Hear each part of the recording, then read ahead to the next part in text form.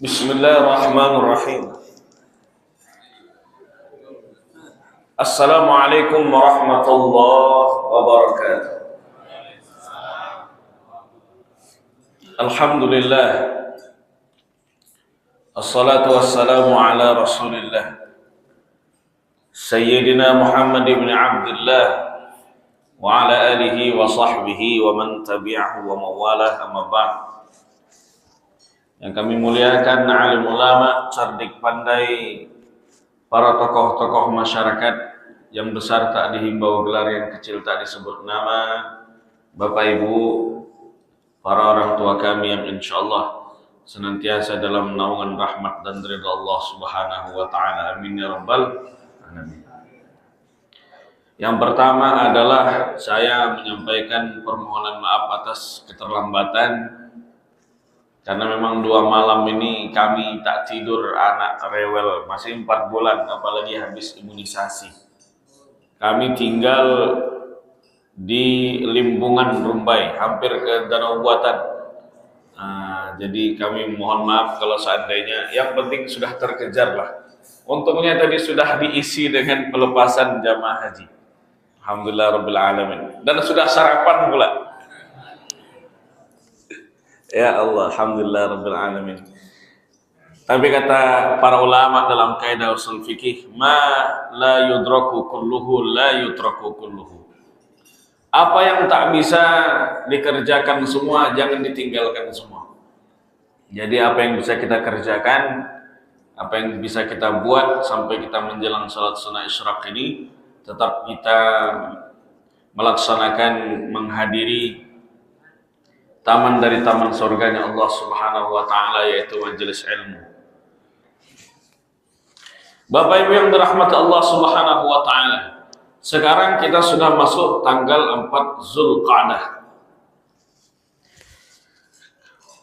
Kata Allah di dalam Al-Quran, inna iddatasy syuhuri 'indallahi 12 syahran fi kitabillah yauma khalaqas samawati wal ard minha arba'atun hurum. Ketika Allah menciptakan langit dan bumi, saat itu pula Allah menetapkan dalam 1 tahun ada 12 bulan. Di antara 12 itu 4 yang dimuliakan. Apa bulan yang dimuliakan itu? Maka kalau Al-Quran sifatnya adalah am, umum, yang menjelaskannya adalah hadis Nabi SAW. Yang 4 itu kata Nabi SAW, Zulqa'dah, Zulhijjah, Muharram, wa Rajab Mudhar alladhi baina Jumada wa Sya'ban. Zulqa'dah, Zulhijjah, Muharram, dan satu lagi adalah posisinya antara Jumada al-Akhir dan Sya'ban. Apa? Rajab. Ini 4 bulan yang disebut dengan bulan haram. Disebut dengan bulan haram karena pada bulan itu diharamkan pertikaian, diharamkan peperangan, diharamkan pertumpahan darah, agar umat Islam bisa fokus melaksanakan ibadah haji. Kenapa Zulqa'dah orang berangkat? Kita dulu berangkat haji berapa lama Bapak? 6 bulan. Kadang kita entah masih hidup entah tidak yang berangkat. Sekarang orang muda berangkat ke Batam, dari Batam tembak langsung ke Jeddah, dari Jeddah berangkat ke Makkah Madinah. Ataupun ada yang ke Jakarta dulu baru ke Jeddah. Zulqa'dah, Zulhijjah hari H orang melaksanakan ibadah haji. Kemudian yang ketiga baru Muharram. Muharram itu orang jalan pulang.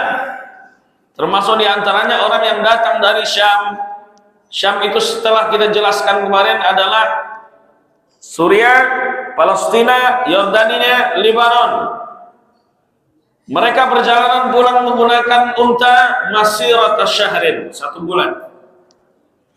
Jadi perjalanan pulang mereka. Maka di bulan-bulan ini diharamkan pertikaian, karena bulan ini adalah bulan yang amat sangat mulia. Sekarang sudah berada di bulan yang mulia. Jadi kita di bulan yang mulia ini disunnahkan kita untuk melaksanakan, memperbanyak zikir puasa. Puasa pada tanggal berapa? Terserah. Boleh melaksanakan bulan puasa, boleh melaksanakan puasa di bulan haram ini. Terserah di hari apa. Karena itu adalah sunnah Rasulullah. Yang jadi masalah adalah ketika orang menyebarkan hadis-hadis palsu melalui media sosial, puasa tanggal 6 Zulqa'dah pahalanya sekian, tanggal 7 sekian, tanggal 8 sekian, maka ini tidak ada dalilnya sama sekali. Tapi berpuasa di bulan-bulan haram, di bulan-bulan mulia, amat sangat baik bagi umat Rasulullah Shallallahu Alaihi Wasallam. Bapak Ibu yang dirahmati Allah, pada pagi ini kita singgung sedikit mengenai mukhtaliful hadis. Apa yang dimaksud mukhtalif? Mukhtalif itu maknanya kontradiktif. Hadis-hadis yang kontradiktif. Kita memahami Al-Quran itu, memahami Al-Quran dan hadis itu tidak bisa kecuali melalui perantara ulama. Karena Allah memerintahkan, fas'alu ahla zikri in kuntum la ta'lamun. Tanya kepada ahli ilmu ketika kalian tak mengerti. Ada Al-Quran itu sifatnya mutlak, lalu ditakkid, lalu diikat oleh hadis. Mana diantaranya? Diantaranya adalah ayat yang bicara tentang warisan, bahwa laki-laki dapat 2, perempuan dapat 1. Siapa yang berhak untuk mewarisi dan siapa yang berhak untuk diwarisi? Maka Al-Quran menjelaskan, la yarithul muslimul kafira walal kafira al-muslimah. Tidak ada muslim yang boleh mewariskan kepada orang yang kafir, begitu pula sebaliknya. Jadi tak boleh kalau seandainya ada anak yang murtad dikasih harta waris kepada dia. Ketika Al-Quran bicara as-sariqu was-sariqatu faqta'u aydiyahuma jazaa'an bima kasaba nakalan min Allah. Kata Quran, laki-laki yang mencuri, perempuan yang mencuri, potong tangan keduanya atas balasan atas perbuatan dia. Sekarang jadi pertanyaan Bapak Ibu, tangan yang dipotong itu kalau orang mencuri, tangan yang mana? Apa semua tangan? Maka Nabi menjelaskan bahwa yang dipotong adalah al-mafsil. Al-mafsil itu adalah pergelangan. Terus yang dipotong apa saja ketika dia mencuri? Setelah dipotong, mencuri lagi. Potong silang. Kalau mencuri, potong tangan kanan, mencuri lagi, potong kaki kiri, mencuri lagi, potong tangan kiri, mencuri lagi dia, potong kaki kanan. Begitu dalam Islam. Wa aqimus shalah. Kata Quran, dirikan salat. Salat yang mana yang didirikan? Bagaimana caranya? Maka yang menjelaskannya adalah Rasulullah SAW. Sallu kama ra'aitumuni usalli. Salatlah kalian sebagaimana kalian melihat aku salat. Demikian yang dijelaskan oleh Nabi SAW tentang isi kandungan Al-Quran. Nah sekarang kita tengok, ternyata hadis dengan Quran, ternyata hadis dengan hadis ada yang kontradiksi maknanya.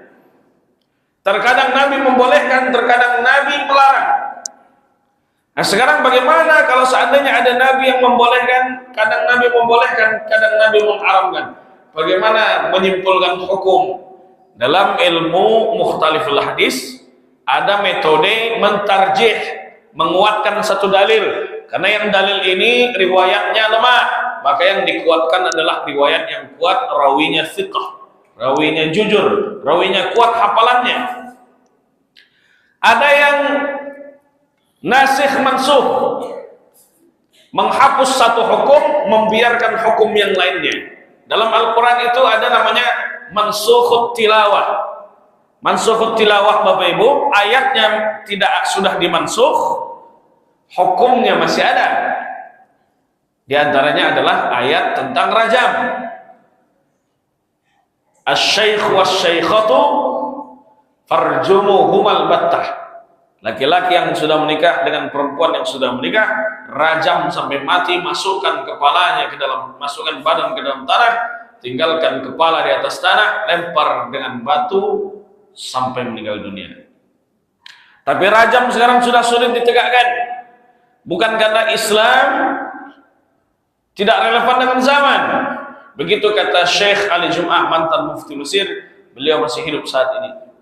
Akan tetapi kita mesti menjaga maqasid syariah, jangan mudah-mudah menumpahkan darah orang lain. Karena dulu orang berzina terang-terangan, sehingga para sahabat itu menyaksikan dengan mata kepala mereka sendiri, baru mereka bisa menetapkan suatu hukum. Sekarang orang berzina di dalam ruangan tertutup. Yang kedua adalah harus mendatangkan 4 saksi yang adil. Apakah sekarang mudah untuk mendatangkan 4 saksi yang adil? Sulit. Yang dimaksud adil, kata Dr. Hisham Kamil Hamid Musa Asy-Syafi'i ketika menjelaskan kitab Al-Imta', adil itu adalah orang yang tidak mempertontonkan perbuatan maksiatnya secara terang-terangan. Kalau orang berjudi terang-terangan, minum khamar terang-terangan, memainkan riba terang-terangan, jangan jadi wali, jangan jadi saksi nikah, nanti rusak pernikahan anaknya, karena dia tidak adil. Lawan daripada adil adalah fasik. Tapi kalau dia bermaksiat adalah sembunyi-sembunyi, itu urusan dia dengan Allah. Wallahu yatawallas sarair. Tapi kalau dia tontonkan di hadapan manusia kemaksiatan, maka itu adalah orang yang fasik. Itu makna adil menurut Dr. Hisham Kamil Hamid Musa Asy-Syafi'i. Bapak Ibu yang dirahmati Allah Subhanahu wa taala. Oleh sebab itu kandungan Al-Quran dijelaskan oleh hadis. Nah, ada metode apa lagi yang ketika didapati di dalam hadis itu ikhtilaf, kontradiksi, yaitu dengan al-jam'u wat taufiq.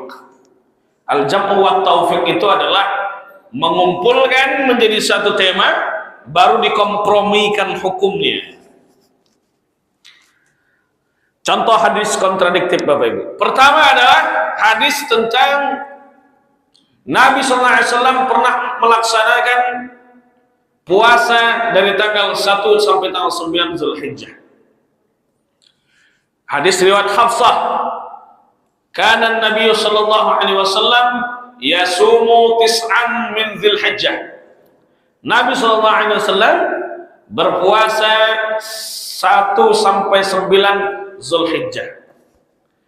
Tapi dalam riwayat lain, riwayat Aisyah, ternyata Aisyah meriwayatkan, ma ra'aitu Rasulullah sallallahu alaihi wasallam shamal 'ashra qattun. Kata Aisyah, aku tidak pernah melihat Nabi puasa 10 hari, maknanya adalah 1 sampai tanggal 9 Zulhijjah. Aku sama sekali tidak pernah menyaksikannya. Bagaimana Bapak Ibu? Satu yang mengatakan Nabi pernah puasa 1 sampai tanggal 9 Zulhijjah, yang satu lagi mengatakan Nabi tidak pernah puasa 1 sampai tanggal 9 Zulhijjah. Kalau 10 Zulhijjahnya kita tak boleh puasa karena hari Id. Sekarang pertanyaannya, bagaimana menyikapi hadis tersebut? Maka diadakanlah al-maudu'i, tematik. Tematik adalah dikumpulkan hadisnya, baru dikeluarkan hukumnya. Maka menurut para ulama, al-muthbit muqaddam 'ala nafi, bahwa yang mengatakan ada lebih diutamakan daripada yang mengatakan tidak ada. Kalau kita mau mentarjih, kedua hadis ini kedudukannya sahih. Satu yang meriwayatkan Imam Ahmad, satu lagi yang meriwayatkan adalah Imam Muslim. Oleh sebab itu, kata Imam Nawawi dalam kitab Al-Majmu', Nabi Shallallahu Alaihi Wasallam 23 tahun di Makkah, 10 tahun di Madinah. Beliau tinggal bersama Aisyah di Madinah selama 10 tahun. Tidak setiap bulan Zulhijjah itu Nabi ada bersama Sayyidah Aisyah. Bisa jadi memang Aisyah mengatakan demikian karena memang dia tidak menyaksikan, karena Nabi tidak sedang di rumah. Oleh sebab itu bagaimana? Melaksanakannya 1 sampai tanggal 9 itu ada syariatnya, ada riwayatnya. Orang yang melaksanakan boleh, orang yang meninggalkan boleh. Ini yang dimaksud hadis kontradiktif, Bapak Ibu. Kita kasih contoh yang lain. Mana hadis yang kontradiktif? Apa hukum minum berdiri? Karena satu hadis mengatakan melarang, satu lagi yang mengatakan boleh. Kata Nabi dalam satu hadis, la yashrabanna ahadukum qa'iman. Jangan ada di antara kalian yang minum sambil berdiri. Tapi kalau kita buka Sahih Bukhari, dikutip pula hadis ini dalam kitab Riyadhus Shalihin Imam Nawawi, kita akan dapati bahwa Sayyidina Umar memberikan air Zam-Zam kepada Rasulullah, dan air Zam-Zam itu diminum oleh Rasulullah dalam kondisi berdiri. Bagaimana memahami hadis ini? Maka Syekh Yusuf Qaradawi di dalam kitabnya Kaifa Nata'amal Ma'as Sunnah, beliau menjelaskan bahwa kalau ada hadis kontradiktif, jam'ul ahadits al-waridah fi mawdu'in wahid, dikumpulkan hadis tersebut, hadis yang kontradiktif ini dalam satu tema, baru bisa dikeluarkan hukumnya. Kesimpulannya adalah kalau ada hadis yang melarang, datang berikutnya hadis yang membolehkan, hukumnya tidak haram, melainkan makruh. Begitu pula hadis tentang isbal. Kita harus jujur menerangkan tentang hukum. Bagaimana hukumnya orang yang menggunakan celana cingkrang? Para ulama jumhur mengatakan itu hukumnya adalah sunnah. Jadi jangan sampai kita lagi sensitif, Bapak Ibu, melihat orang yang mengangkat kakinya, mengangkat kaki celananya, kain celananya di atas mata kaki, karena mereka punya landasan dalil. Tapi orang yang menutup mata kaki dengan kain celana, jubah, kain sarungnya pun punya dalil. Sebab hadisnya kontradiktif. Satu, Nabi mengatakan ma asfala minal ka'baini fa finnar. Man asfala minal ka'baini minal idhari fa finnar. Siapa yang menutup mata kakinya dengan kain celananya, maka dia masuk neraka. Apakah sesimpel itu orang masuk neraka hanya karena menutup mata kaki? Tengok hadis yang lain.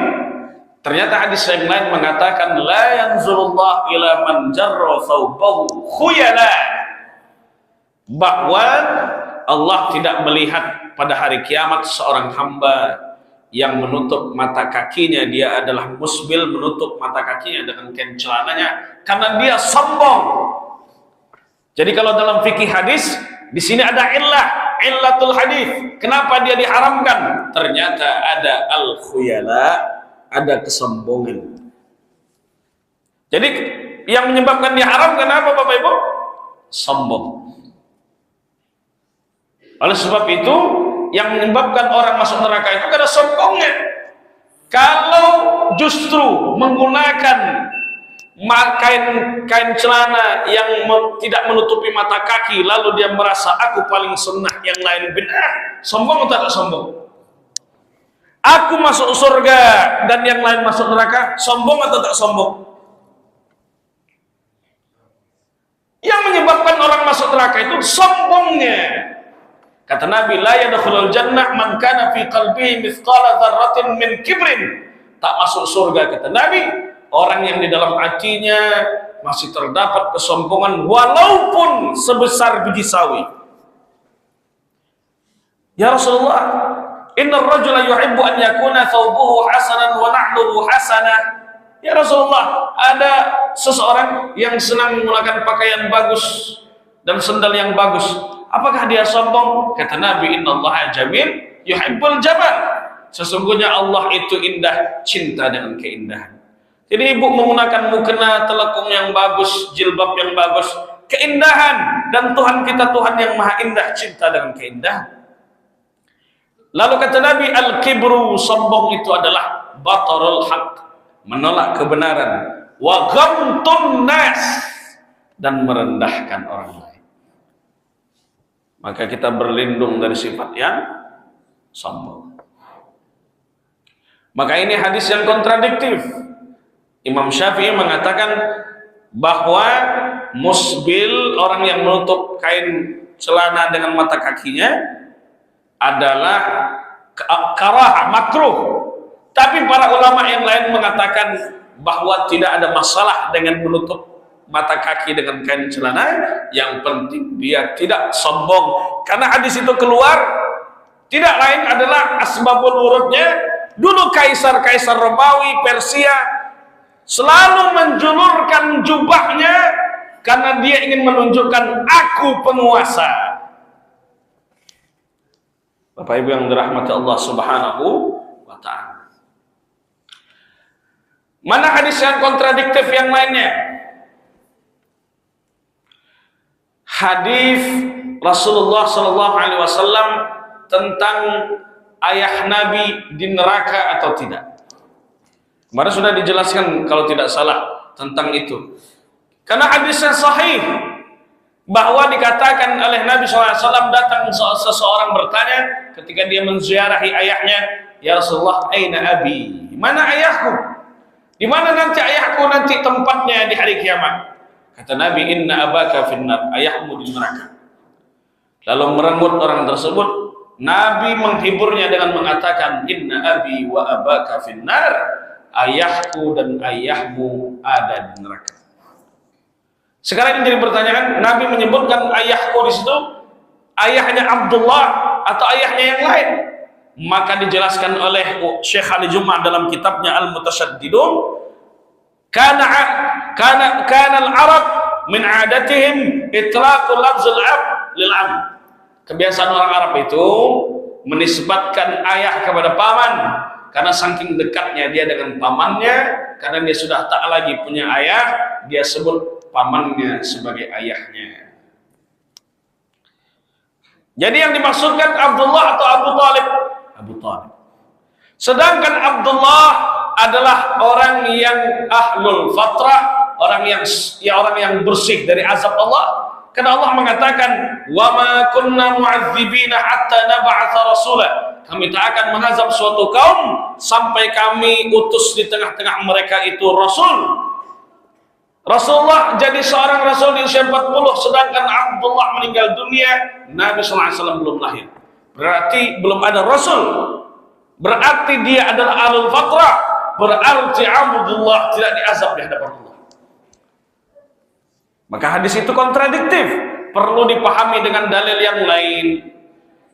Dijelaskan dalam kitab Al-Bidayah wa Nihayah bahwa ayahnya Nabi Ibrahim bukan Azar, yang dia berdebat dengan ayahnya karena menyembah batu, itu bukan ayah kandungnya, karena Azar itu adalah pamannya. Sedangkan ayah Nabi Ibrahim dalam kitab Al-Bidayah wa Nihayah karya Imam Ibnu Katsir, kitab tarikh paling besar, dijelaskan bahwa nama ayahnya adalah Tarikh. Dalam riwayat lain Tarikh pakai ha, yang satu lagi kha, Tarikh, untuk menjaga kemuliaan silsilah nasab Rasulullah sallallahu alaihi wasallam. Maka tidak ada dari jalur Nabi itu sampai kepada Nabi Adam, tidak ada satupun di antara jalur Nabi itu seorang yang kafir.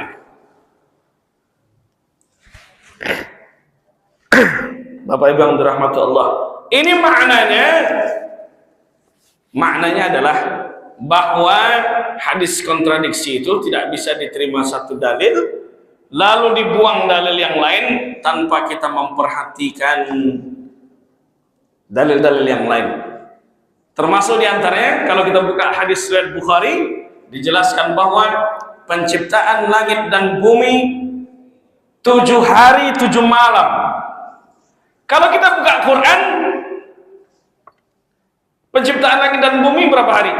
Sittatu ayyamin. 6 hari.